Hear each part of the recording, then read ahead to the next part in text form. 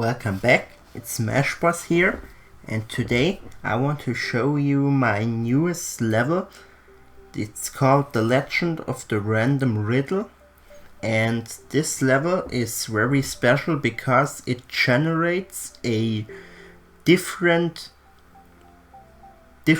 type of task you have to do every time you play the level. So even if you play this level multiple times, it can still be different.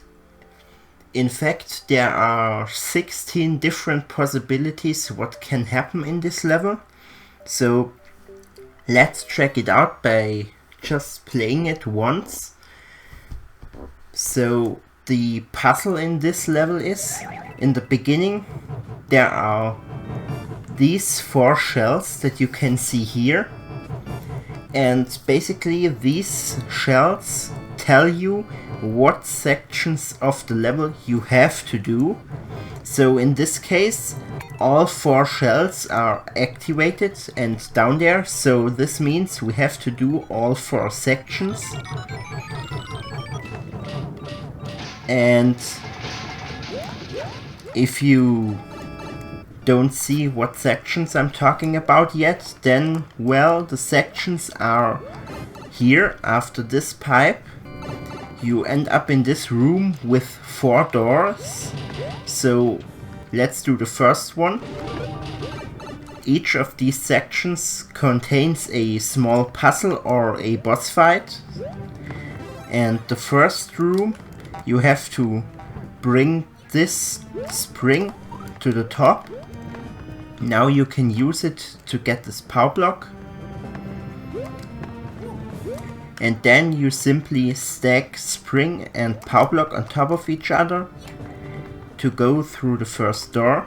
So actually you may wonder what this even did, because there was no red coin or something like this. So how is the level saving your progress? But I'll explain how this level works after I've played it once.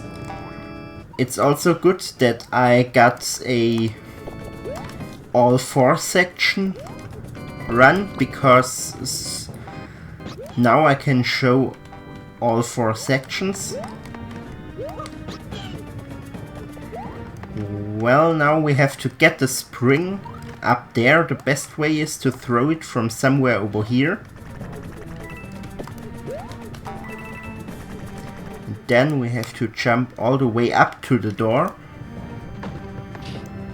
And again we get no red coin, but it doesn't matter because there's a other way of saving what sections you already did.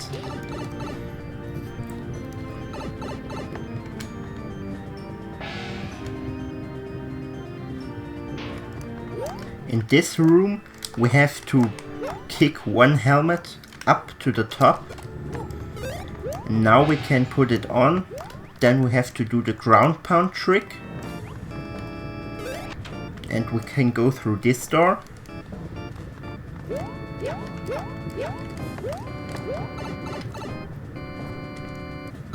And now there's only the last section left. It's the boss section. So in this room we have to fight Bowser Jr. It's actually a pretty simple fight, but of course if he does something like this, well, then you can also die. So in this run I only have to do the first 3 doors, so what we've already seen, but I am not allowed to do the last one. So because we've already seen this, I will skip it until I did all of those sections, and then we can see the end of the level. So now I did the first 3 sections, and once you've done all the sections that you have to do, then you need to go this way to the end of the level. And now you need to activate the P-switch and wait. And if you have done the right sections, and if you at the same time have not played the wrong sections, then this Goomba will drop down to destroy this block here, and you can finish the level.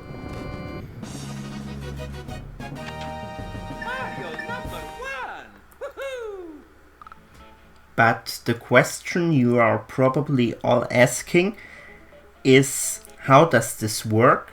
How can a level be different at each time? Because it's obviously the same level, so you cannot change anything at it, but you can only change which of these doors you have to go into. And the complete idea of this level happens all in this section. So in the other section there are just the 4 rooms, but it doesn't really matter what is in this section, because the whole process of saving your progress and all that stuff happens all in this room. So in the beginning we have these 4 shells that drop down or do not drop down, and this is actually the RNG generator, because it can happen that a P-switch spawns faster than the shell, so the shell is blocked right here, or it can happen that the shell goes faster than the P-switch and will go down. So just to show, in this case 2 shells are blocked and 2 shells go down, and well, in this case just 1 shell is blocked. So theoretically every setup now it's all 4 shells. So theoretically there are 16 different setups that can happen in the beginning, and once we have these shells down here, this P-switch, if you trigger now this P-switch, then you can... So once we've got our shellmats down here, you can trigger this P-switch, and you have to do this because then the shells will fall down, and if a shell falls down this way, I will show it with the mushroom. If the shell falls down here, it goes on top of this node block and goes all the way up and destroys this block right here. And this is actually the progress saver for the randomness. So every time you start this level, the randomness is different, but it gets saved right here because only the shells that dropped right here will now destroy the blocks. So for example, if this shell and this shell dropped, then this block and this block will be destroyed. This is there to save the beginning of the level. So next up you go in this pipe and you come up here through this pipe, and here are the 4 doors. And as I explained before, you have to see basically this row right here. So in the beginning of the level, you see this row of shells, and you have to interpret it as the row of doors that you see in the other section. So this shell means the first door, this shell represents the second door, and so on. And so you have to reproduce the shells that you have seen in this spot. You have to reproduce it by going into exactly the doors where a shell dropped. So if a shell dropped here, then you have to do this room. If a shell dropped here, then you have to do the second room, and so on. So the main question is, how does this work? And as you can see, after you go through each door, you automatically drop on a note block, and this block releases a muncher. This muncher kills the bomb, and the bomb explodes, and this block breaks. And once this block broke, whenever you come back, this shell will now spawn. And this shell spawns, and if it spawns, it falls down right here to the mushroom, and then it bounces on this spring and it goes in here. So now the final question is, how can you see if the player has done the right sections? Now you basically have a system where you can save the randomness from the beginning, and you have a system where you can see what sections the player has done. Now we have to combine these two setups to make a setup that is automatically checking if the player has done the right sections. And as you noticed in the beginning, the real goal is to drop this Goomba all the way down here, so he can hit this note block with a bomb in it. And I'll just remove one of these blocks to show you what would happen if this block was triggered in the beginning. Then there would be a shell that is constantly bouncing back and forth between these two one-way gates, and if you activate the P-switch, there's just no chance for the Goomba to ever get past this shell. And this is where the second setup comes into play.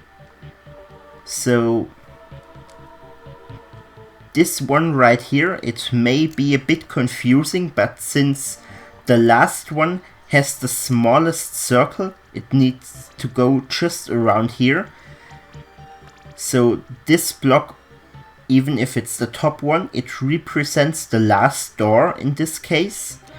So what happens if you go through the last door? If you go through the last door, this shell will now be spawning all the time because the block will break. And if this shell spawns, it goes in the same spot, just like this shell right here. So if you went through the last door and the last door was required to beat the level, then two shells are now in this spot and will kill each other. So now if you activate the P-switch, the Goomba will drop down again. And if you do it wrong the other way, so if you go through the door but you're not supposed to go through the door, then this shell right here will be in this place and also prevent the Goomba from falling down. So basically it works when either two shells or no shell are in this spot, and this happens exactly if either the door is not required and you don't go through the door, or the door is required and you go through the door.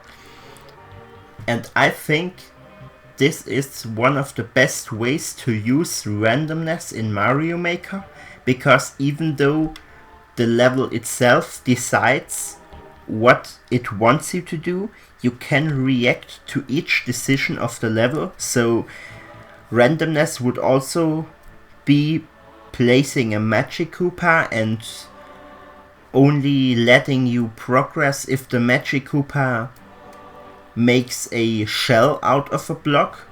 But this is bad randomness because, well, you just lost the level if he does the wrong thing. But even though this setup is random, you can react and play the level no matter what randomness you get. And the final thing is these cannons right here. Those are there to stop the shells from coming down a second time once they came down. So in the beginning there are these blocks that are in front of the cannons. So basically the cannon is in front right here, but the block spawns first, so this means the block spawns, but it explodes immediately because of the bomb. And the next time you go through this area, the blocks will be gone and the cannons can spawn, and they will prevent the shells from falling down and activating more of these blocks, because you only want to generate RNG once at the beginning of this level. And I hope you enjoyed this little setup for a random level, and I hope that I see some creative creations with this in the future, if maybe one of you guys decides to make a level with this. And finally, of course, I hope you enjoyed the video.